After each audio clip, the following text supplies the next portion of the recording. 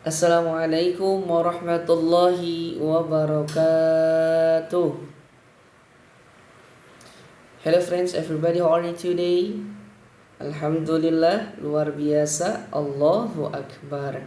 Mudah-mudahan teman-teman semua beserta keluarga besar selalu dalam keadaan sehat walafiat. Amin ya rabbal alamin. Selalu bersyukur ya teman-teman ya, kita diberi nikmat sehat. Nah, teman-teman semua, kemarin kita sudah belajar di bab 6 dan sudah latihan soal. Kita belajar satu bab lagi. Insyaallah 2 minggu berikutnya kita akan formatif ya. Kita selesaikan pelajaran yang ketujuh dulu. Nah, ini tentang ibadah sholat ya, di halaman 85 teman-teman. Nah, teman-teman semua, kita lanjutkan materi kita ya. Nah, sebelumnya kita berdoa. Kita mohon kepada Allah, mudah-mudahan senantiasa Allah Subhanahu wa taala memberikan kita ilmu yang banyak serta bermanfaat. Amin ya rabbal alamin. Teman-teman di rumah juga berdoa, oke? Al-Fatihah. A'udzu billahi minasy syaithanir rajim. Bismillahirrahmanirrahim. Alhamdulillahi rabbil alamin.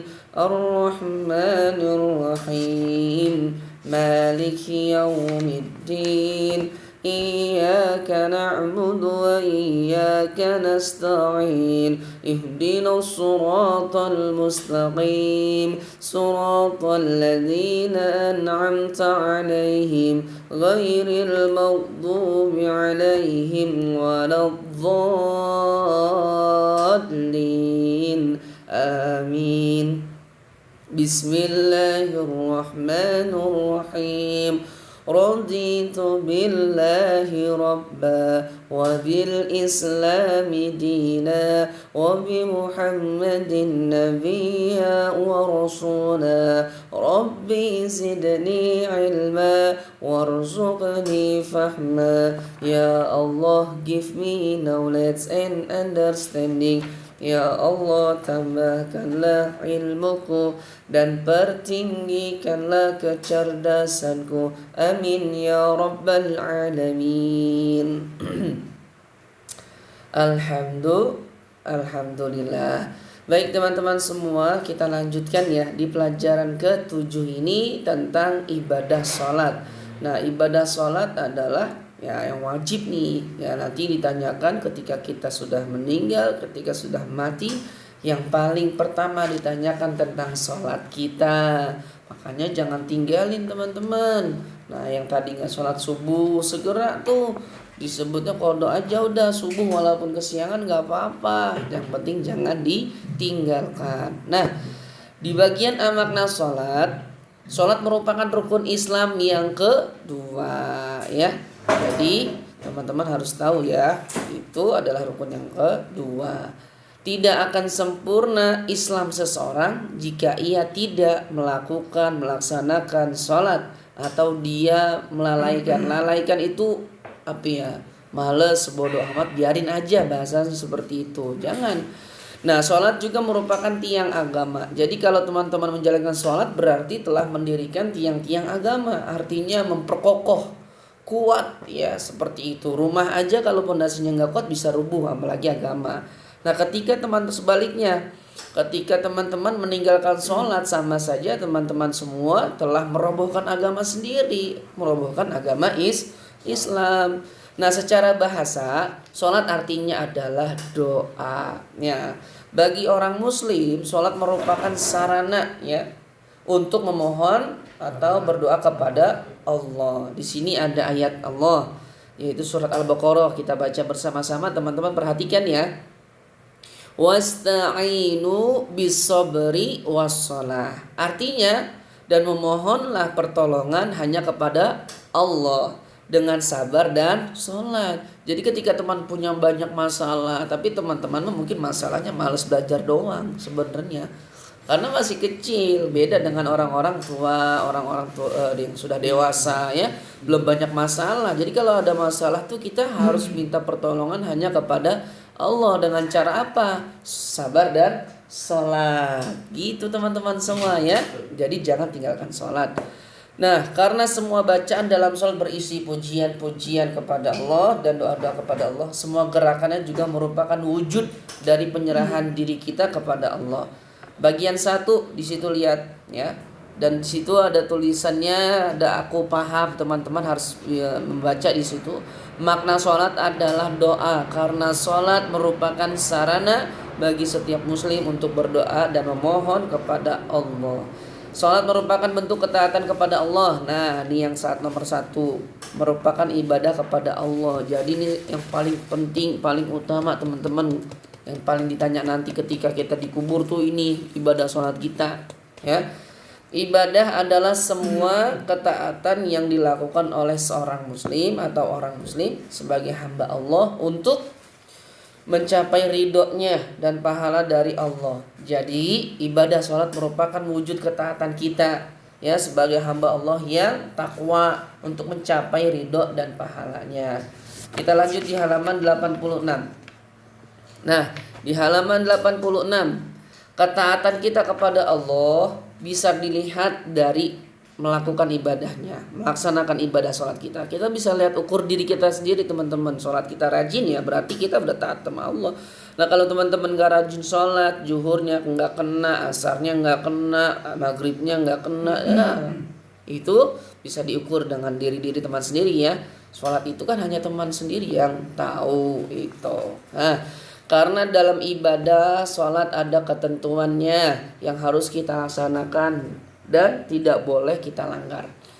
Jika kita melanggar ketentuan sholat, maka sholat kita tidak sah atau batal. Oleh karena itu, jika sholat kita ingin diterima oleh Allah, maka kita harus taat menjalankan tata cara sholat. Nah, makanya kita menuntut ilmu dulu baru sholat. Jangan nggak tahu ilmunya sholat, baca apa? Karena belajar dulu ya. Jangan langsung sholat atau bibirnya cuma. Nah salah teman-teman. Makanya menuntut ilmu dulu baru kita praktekkan ibadah. Yang nomor 2, bagian kedua, sholat merupakan ungkapan rasa syukur kita. Nah makanya dengan banyak bersyukur, gak cuma lisan nih menikmati misalkan nikmat dari Allah. Jangan cuma alhamdulillah tapi sholat kagak. Nah jangan. Cara bersyukur kita adalah melakukan ibadah sholat. Allah memberi kita itu kenikmatan yang sangat banyak. Nggak ada yang mampu teman-teman. Walaupun jago matematika juga nggak ada yang bisa menghitung nikmat Allah. Jika kita menghitungnya jelas kita tidak akan bisa ya. Jadi nggak bisa menghitung nikmat Allah. Nah di surat An-Nahl ayat ke-18, wa in ta'uddu ni'matallahi la tuhsuha innallaha laghafurur rahim. Dan jika kamu menghitung nikmat Allah, niscaya kamu tidak dapat menentukan jumlahnya. Sungguh Allah benar-benar maha pengampun, maha penyayang. Tuh teman-teman, gak bisa kita hitung nikmat Allah ya, banyak teman-teman. Semua nikmat yang diberikan kepada kita wajib harus kita syukuri. Salah satunya dengan cara menjalankan ibadah sholat dengan sebaik-baiknya. Inna a'tayna kal kautsar fasholli li rabbika wanhar. Sesungguhnya kami telah memberimu Muhammad nikmat yang banyak, maka laksanakanlah sholat karena Tuhanmu dan berkurbanlah sebagai ibadah dan mendekatkan diri kita kepada Allah. Itu surat Al-Kautsar ya teman-teman. Ibadah sholat merupakan wujud ketaatan kita kepada Allah Subhanahu wa ta'ala. Selanjutnya, jika kita menjalankan ibadah sholat dengan khusyuk, maka kita telah mensyukuri semua nikmat pemberian dari Allah. Pada hakikatnya, mensyukuri nikmat Allah adalah menerima semua yang telah ditakdirkan oleh Allah kepada kita dengan ikhlas. Ya, kita tidak merasa lebih, juga tidak merasa kurang. Jadi kita merasakan cukup dengan apa yang kita punya dan selalu bersyukur apa yang sudah kita miliki, teman-teman ya. Terutama keluarga kita. Makanya kita bersyukur dengan keadaan keluarga kita ya. Kita bisa kumpul bareng keluarga itu luar biasa teman-teman. Nah selanjutnya kita tinggal menerima. Jadi jangan merasa merasa lebih juga enggak, kurang juga jangan, karena semuanya udah diatur oleh Allah. Jadi kita tinggal menerima dan mensyukuri nikmatnya. Ini sama halnya dengan makna sholat sebagai penghambaan diri yang tinggi kepada Allah. Nah teman-teman, di bagian selanjutnya halaman 87 kegiatan 1, Kegiatan satunya tidak usah karena itu bercerita. Nah, teman-teman mengerjakan uji diri satu ya, sarana untuk apakah ibadah sholat itu. Nah, tadi sudah kita jelaskan bagaimana cara kita mensyukuri nikmat Allah yang telah kita terima. Itu jawabannya gampang, jawabannya di situ saja ya, uji diri satu. Nah, kita lanjut teman-teman, bagian B, hikmahnya daripada ibadah sholat. Nah, sholat merupakan ibadah yang sangat penting dan utama bagi umat Islam. Begitu pentingnya ibadah sholat, Allah memanggil sendiri Rasulullah SAW untuk menghadap langsung kepadanya untuk menerima perintah sholat. Hal itu terjadi ketika peristiwa apa teman-teman? Ada yang tahu?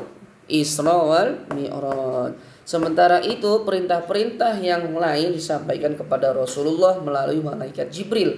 Nah, seperti gambar tersebut tuh, ada ustadznya di depan, tuh ada upin-ipin kali kecil-kecil gitu ya. Nah, itu ada gambarnya. Ibadah sholat membuat beribadah kita lebih baik. Nah, makanya jangan tinggalkan sholat. Ibadah sholat sangat banyak membawa hikmah bagi kehidupan kita. Di antara hikmah ibadah sholat bagi kehidupan kita adalah nih, sholat sebagai benteng hidup ya. Ada inna sholata tanha 'anil fahsya'i wal munkar. Dengan sholat, sesungguhnya sholat itu mencegah daripada perbuatan keji atau perbuatan mungkar. Jadi maksudnya perbuatan yang nggak baik kita dicegah tuh teman-teman ya, dilindungi, dibentengi kita. Jadi melakukan yang nggak baik itu kita masih berpikir lagi, jangan seperti itu. Nah, terus sholat sebagai sarana untuk meminta kepada Allah dengan khusyuk merupakan wujud ibadah yang ikhlas dan pasrah berserah diri kepada Allah. Di dalam sholat kita bisa berdoa, minta petunjuk, rezeki, dan pahala dari Allah. Orang yang melaksanakan sholat dengan khusyuk akan merasa selalu dekat dengan Allah. Ia yakin yang diminta dalam sholatnya mendapat jawaban dari Allah, ya, dikabulkan. Qad aflahal mu'minun alladzina hum fi sholatihim khashi'un. Sungguh beruntung orang-orang yang beriman. Tuh, yang beriman pasti beruntung ya, yaitu orang yang khusyuk di dalam sholatnya. Yang ketiga, apalagi hikmahnya, sholat membersihkan hati kita dari sifat buruk tuh teman-teman ya. Jadi kita nggak bawaannya hati kita tenang, sama orang itu baik ya, tidak pernah berprasangka buruk hati kita. Nah, seperti itu teman-teman ya. Di sini juga ada Quran surat Al-Ma'arij, yaitu berbunyi innal insana khuliqa halu'a idza massahu syarru jazu'a wa idza massahul khairu manu'a illal musallin alladzina hum ala salatihim daimun. Nah, sungguh manusia diciptakan bersifat suka mengeluh. Apabila ditimpa kesusahan dia berkeluh kesah, dan apabila mendapat kebaikan atau harta dia jadi kikir. Kikir itu pelit teman-teman. Kecuali orang-orang yang melaksanakan sholat, mereka tetap setia melaksanakan sholatnya ya teman-teman. Jadi membersihkan hati kita. Yang keempat, apa hikmahnya? Sholat sebagai sarana, nih yang keempat, sarana memohon pertolongan. Jadi segala sesuatunya kita hanya minta pertolongan kepada Allah, dan mohonlah pertolongan kepada Allah dengan sabar dan sholat. Ayat yang tadi sudah bisa bacakan ya, itu surat Al-Baqarah. Yang kelima, sholat sebagai sarana membina persatuan dan persaudaraan antara sesama umat Islam. Jadi persatuan dan persaudaraan, apalagi yang berjamaah di masjid, yang gak kenal jadi kenal ya kan, seperti itu. Nah, yang keenam, sholat dapat meningkatkan kesehatan tubuh, karena banyak gerakan sholat yang membuat diri kita, tubuh kita ini semakin sehat teman-teman. Salah satunya sujud, itu manfaat sujud luar biasa.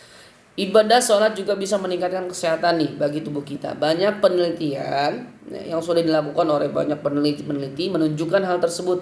Di antaranya menghindari timbulnya penyakit persendian, nah, seperti rematik ya, penyakit tulang belakang ya, stroke atau dan selain macamnya. Nah, penyakit wasir dan penyakit kepala atau pusing seperti dan sebagainya macamnya. Makanya sholat, insya Allah dengan sholat segala urusan kita dimudahkan Allah, kita tenang ya, banyak hikmahnya di sini.